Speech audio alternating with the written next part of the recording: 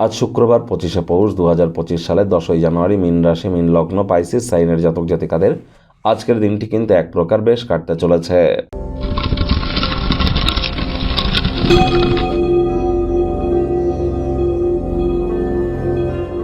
ভিডিওটির শুরুতেই আপনারা দেখতে পাচ্ছেন ভগবান হরিবিষ্ণুর একটি মন্ত্র ওম নমো ভগবতে বাসুদেবায় নমঃ।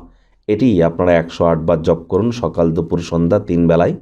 রাজযোগ চ্যানেলের তরফ থেকে আপনাদের সকলকে পুত্রদা একাদশীর হার্দিক শুভেচ্ছা ও অভিনন্দন রইল।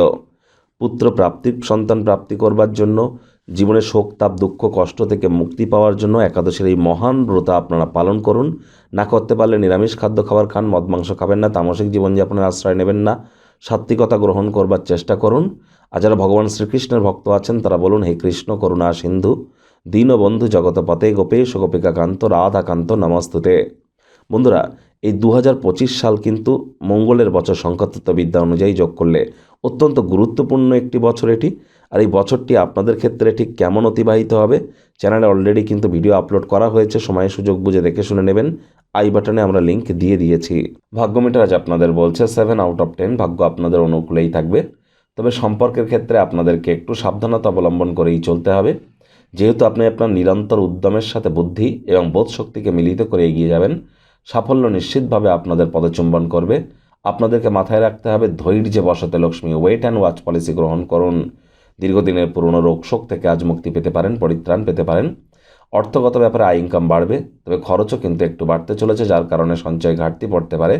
আপনি যদি বাড়ি থেকে দূরে থেকে কাজ করেন বা পড়াশুনো করেন তাহলে আপনার অর্থ এবং সময় নষ্ট করার থেকে আপনাদের বিরত থাকা উচিত। চাকরিজীবী যারা আছেন তাদের অফিসের পরিবেশ এক প্রকার বেশ, বস কলিগদের সাথে ভাব ভালোবাসা বাড়বে, কর্মে গতি অনুভব করবেন। নিজের মেধা দক্ষতা ট্যালেন্টের দৌলতে প্রশংসার পাত্রপাত্রীও আপনারা হতেই পারেন।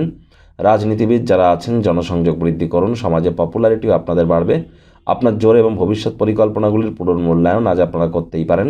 রাজনীতিবিদ যারা আছেন জনসংযোগ বৃদ্ধি করুন, কঠোর কায়িক পরিশ্রমের কোনো বিকল্পই কিন্তু নেই। শিক্ষার্থী বিদ্যার্থীদের পড়াশোনায় মনোযোগ আরও বৃদ্ধি করতে হবে উচ্চশিক্ষার জন্য। যারা বিদেশ যাত্রার কথা ভাবছিলেন ভাগ্যদেবীও আজ আপনাদের পক্ষেই আছেন। সন্তান সন্ততি থেকে থাকলে তাদের দিকে কঠোর সজাগ দৃষ্টি বজায় রাখুন। হাউসওয়াইফ যারা আছেন দিনের শুরুটা তাড়াতাড়ি করুন। মনে রাখবেন সৎসঙ্গে স্বর্গবাস, অসৎসঙ্গে নরকবাস। এমন কোনো ব্যক্তিবর্গ যার থেকে আপনারা উপকৃত হয়েছেন তাকে কৃতজ্ঞতা জ্ঞাপন করতে যেন ভুলবেন না। প্রেমিক প্রেমিকা স্বামী স্ত্রী রূঢ় বাক্যের প্রয়োগ, অশ্লীল ব্যবহার যেন করবেন না। তৃতীয় কোনো ব্যক্তিকে ভুলেও সম্পর্কের মধ্যে যেন প্রবেশ করতে দেবেন না। সম্পর্কের দুর্বলতা কিন্তু আরও বেড়ে যেতে পারে। শত্রুপক্ষ বিরোধী পক্ষ আজ কিন্তু খুব একটি শক্তিশালী থাকছে না।